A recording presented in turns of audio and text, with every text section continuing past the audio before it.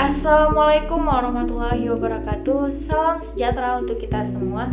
Terima kasih kami ucapkan kepada dosen pemasaran dan penjualan yang telah memberikan kesempatan untuk mempresentasikan analisis UMKM Cireng Mandes yang telah kami lakukan. Sebelumnya, izinkan saya untuk memperkenalkan anggota dari kelompok kami. Yang pertama ada Lestari Angelia Samosir, yang kedua ada Nur Asikin, yang ketiga ada Friska Pandu Putra, dan yang terakhir ada Novel Dwi Mahartika. Selanjutnya latar belakang dari analisis yang kami lakukan bahwa pemasaran merupakan suatu urutan kegiatan yang saling berkaitan erat dengan perusahaan dan bertujuan untuk memuaskan kebutuhan dan keinginan konsumen melalui proses pertukaran untuk mencapai kesuksesan dalam persaingan pada saat ini. Perusahaan atau UMKM harus berorientasi pada pelanggan, memenangkan pelanggan dari persaingan pasar, dan mempertahankan mereka dengan memberikan nilai yang lebih besar. Nah, UMKM Cireng Mandes merupakan UMKM yang berdiri dan merintis mulai sejak tahun 2017. Pada tahun 2017, UMKM ini masih menggunakan strategi pemasaran secara offline. Namun sejak tahun 2017, UMKM ini mulai berganti menggunakan strategi secara online untuk memasarkan produknya. UMKM Cireng Mandes ini sekarang berlokasi di Piayu. Produk cireng ini merupakan asli khas Sunda yang berbahan dasar dari tepung tapioka. Selanjutnya pembahasan dari analisis yang kami lakukan. Yang pertama, analisis posisi demand. Yang pertama, Cheng. Strategi berubah sejak 2017 hingga 2022. Ada cara dalam menjajahkan produknya di mana pada tahun pertama Cireng Mandes berjualan secara offline. Namun dikarenakan kemajuan teknologi, UMKM ini beralih dengan jualan online dan ternyata peminat dari cireng tiap tahun kian bertambah. Selain daripada itu, UMKM Cireng Mandes juga membuat sebuah inovasi pada cireng tersebut yang awalnya hanya original, sekarang menambah dengan berbagai macam varian rasa seperti keju dan ayam pedas. Nah, berbeda dengan produk yang lain, produk Cireng Mandes ini dilengkapi dengan bumbu rujak sebagai penambah cita rasa dari cireng tersebut. Yang kedua, customer. Berdasarkan hasil survei yang kami lakukan terhadap UMKM Cireng Mandes mengenai kepuasan pelanggan, hasil survei tersebut menunjukkan bahwa pelanggan merasa puas ketika membeli Cireng Mandes dikarenakan pelayanan yang diberikan kepada pelanggan sudah sangat baik. Selanjutnya, harga yang ditawarkan UMKM ini juga tidak terlalu mahal dengan berbagai cita rasa yang banyak disukai oleh pelanggan. Porsi yang ditawarkan juga sudah sesuai dengan harga, dan UMKM ini selalu menjaga kebersihan dalam produknya. Nah, kompetitor dari UMKM Cireng Mandes ini adalah masuknya produk-produk jajanan pasar baru seperti risol mayo, kerak telur, dessert box yang dijajakan secara online. Nah, yang terakhir, company. Usaha Cireng Mandes ini mulai merintis dari tahun 2017 secara offline, kemudian 2019 mulai berganti menjadi online karena UMKM Cireng Mandes melihat adanya peluang untuk meningkatkan ekonomi sehingga dapat membantu suaminya dalam menghidupkan ekonomi keluarga. Selanjutnya, analisis matrik tools UMKM Cireng Mandes. Yang pertama, trades.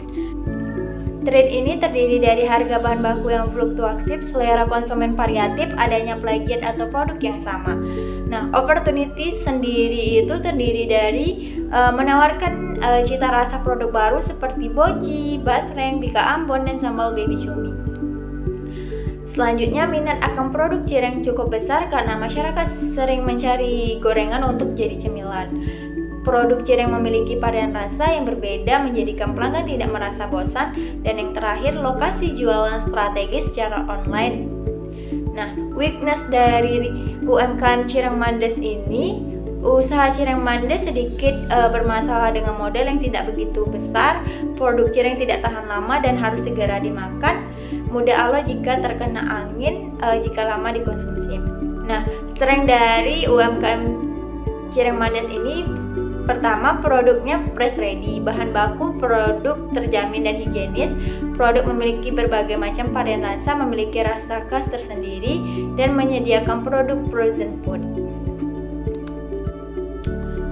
Nah, dari toast tersebut ditemukan bahwa key issue dari UMKM Cireng Mandes terdiri dari, yang pertama, UMKM Cireng Mandes memiliki modal yang tidak begitu besar di tengah persaingan yang semakin ketat, sehingga dapat menghambat pertumbuhan usahanya. Produk yang tidak tahan lama dan harus segera dimakan yang dapat membuat kenikmatan produk jadi berkurang. mudah berbau jika sudah lama yang dapat mengakibatkan daya beli jadi berkurang. Yang terakhir, mudah awet jika terkena angin terus-menerus sehingga rasa cireng jadi tidak enak ketika lama dikonsumsi. Nah, implikasi dari key issue tersebut bahwa kemungkinan kehilangan pelanggan cukup tinggi, terutama pelanggan yang loyal. Menurunnya pangsa pasar dan daya beli pelanggan dikarenakan daya tahan produk tidak terlalu lama dan harus segera dimakan.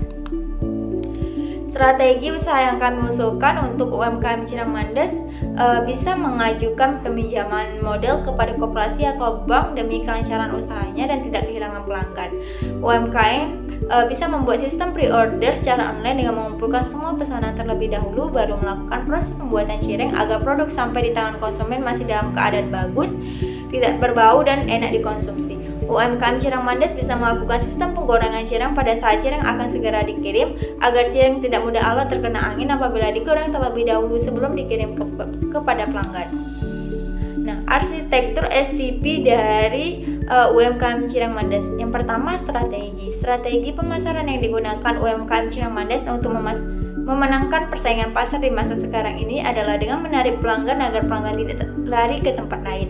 Hal ini dilakukan dengan memberikan penawaran yang menarik kepada pelanggan dan selalu menjaga hubungan baik, serta target pemasaran yang dilakukan UMKM Cireng Mandes ini untuk semua kalangan masyarakat dan membagi segmen pasar menjadi kalangan anak muda dan kalangan orang tua. Nah, taktik pemasaran yang digunakan UMKM Cireng Mandes untuk memasarkan produknya mengalami perubahan yang awalnya pada tahun 2017 masih memasarkan secara offline, namun sejak tahun 2019 berubah menjadi offline. Adapun media sosial yang digunakan UMKM Cireng Mandes dalam mempromosikan produknya yaitu melalui Facebook, WhatsApp, dan Instagram. Terakhir, Value yang dilakukan UMKM Cireng Mandes sendiri adalah menyajikan bahan-bahan cireng yang berkualitas dan higienis. UMKM Cireng Mandes juga menyediakan berbagai macam varian rasa dan berbagai cara penyajian dengan menggunakan kemasan plastik yang sudah diberi label UMKM Cireng Mandes Batang.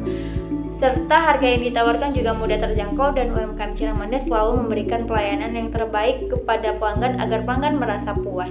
Lebih jelasnya produk dari UMKM Cireng Mandes bisa dilihat pada gambar berikut.